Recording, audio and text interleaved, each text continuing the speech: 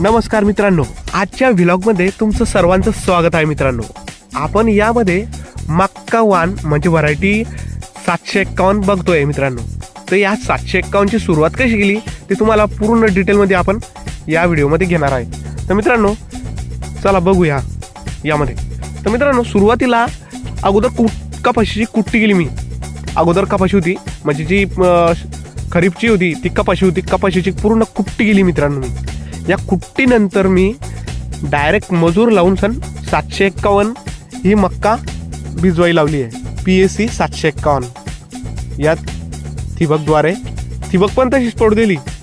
ठिबकला फक्त शेवटी जे खुट्या असतात खुट्यांना गुंतवून दिलं फक्त आणि डायरेक्ट मजूर लावून मी डायरेक्ट मक्का लावली आहे. या मक्कामध्ये मित्रांनो मी त्याला सुरुवातीला पाणी एकदम कमी ठेवलं.